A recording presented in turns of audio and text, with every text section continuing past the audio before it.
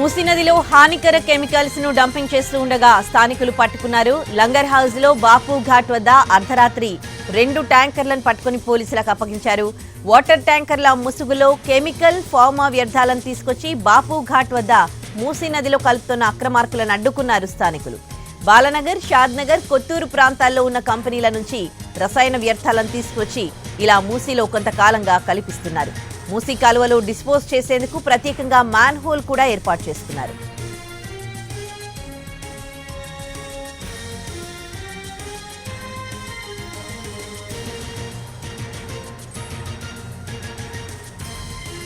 మూసీ నదిలో హానికర కెమికల్స్ ను డంపింగ్ చేస్తూ ఉండగా స్థానికులు 2 ట్యాంకర్లను పట్టుకున్నారు. గత కొంతకాలంగా కూడా వీళ్ళు కెమికల్స్ రసాయనాలు తెచ్చి మూసీ నదిలో డంప్ చేస్తున్నట్లుగా గుర్తించారు. ఇక ఇదే అంశానికి సంబంధించి పూర్తి డీటెయిల్స్ మా ప్రతినిధి రవి ఫోన్లో అందిస్తారు. రవి, ఎక్కడి నుంచి తెస్తున్నారు ఈ కెమికల్స్ అన్ని కూడా, ఎంతకాలంగా అందులో కలుపుతున్నారు?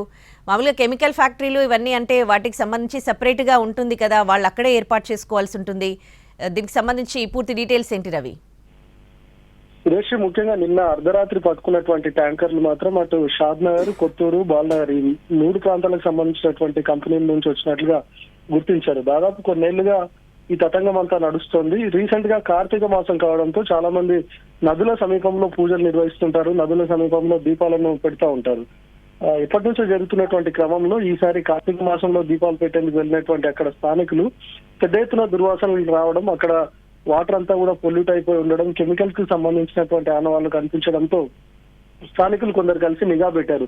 అర్ధరాత్రి ఇక్కడ ఏదో జరుగుతుందని గుర్తించారు.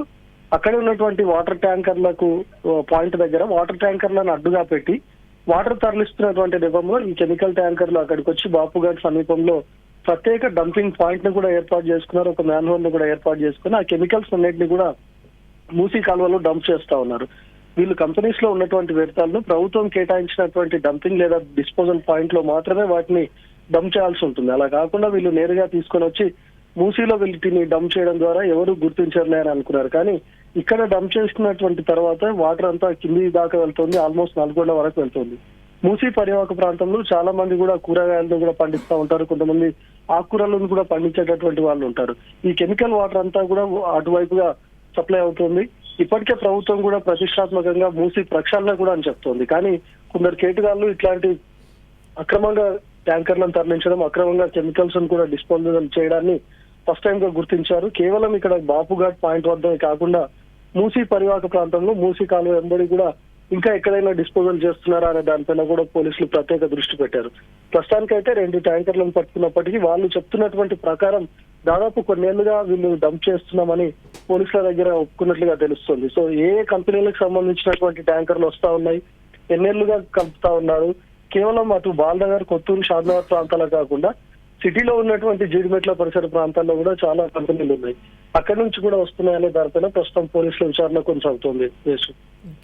సో ట్యాంకర్స్ కి సంబంధించి అంటే ట్యాంకర్స్ వెంబడి వచ్చిన వాళ్ళలో ఎంతమందిని అదుపులోకి తీసుకున్నారు, విచారణ ఎట్లా జరుగుతోంది? 2 ట్యాంకర్లకు సంబంధించి మొత్తం 4 వ్యక్తులను అదుపులోకి తీసుకున్నారు. అక్కడ వాటర్ ట్యాంకర్ పాయింట్ ఎవరైతే ఉన్నారో ఆ వ్యక్తులను కూడా పోలీసులు క్వశ్చన్ చేస్తున్నారు. ఎందుకంటే వీళ్ళకు తెలిసే జరుగుతూ ఉంటుంది, వాటర్ ట్యాంక్ పాయింట్ వద్ద కేవలం వాటర్ ట్యాంకర్స్ మాత్రమే రావాల్సి ఉంటుంది. వేరే సంబంధించినటువంటి ట్యాంకర్లు వచ్చినా కూడా వాళ్ళు అడుగుతూ ఉంటారు ఇవి ఎందుకు సంబంధించినటువంటి ట్యాంకర్లు అని. కానీ ఈ వాటర్ ట్యాంకర్స్ ని అడ్డు పెట్టే కెమికల్ ట్యాంకర్స్ డంప్ చేస్తా ఉన్నాయంటే వీళ్ళకు కూడా ఖచ్చితంగా వాటర్ వెళ్తుంది, ఇక్కడ కెమికల్ డంప్ జరుగుతుంది అనే విషయం కూడా వీళ్ళకు తెలిసే ఉంటుందనే దానిపైన కూడా పోలీసుల క్వశ్చన్ జరుగుతుంది. ప్రస్తుతం ఆ కెమికల్ ట్యాంకర్లకు సంబంధించినటువంటి వ్యక్తులను ప్రశ్నిస్తే మాకేం తెలియదు, మాకు ఫలానా చోట డిస్పోజ్ చేయాలని చెప్పారు, అందుకే చేస్తున్నామని మాత్రమే చెప్తున్నట్లుగా తెలుస్తుంది. ఆ కంపెనీలో ప్రతినిధులను పోలీసులు కాంటాక్ట్ చేసే ప్రయత్నం చేస్తున్నారు. Right, thanks for the updates Ravi.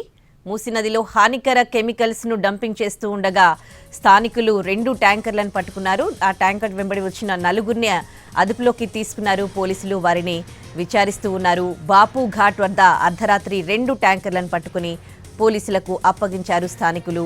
Water ట్యాంకర్ల ముసుగులో కెమికల్ ఫార్మా వ్యర్థాలను తీసుకొచ్చి బాపు ఘాట్ వద్ద మూసీ నదిలో కలుపుతున్న అక్రమార్కులను అడ్డుకున్నారు స్థానికులు.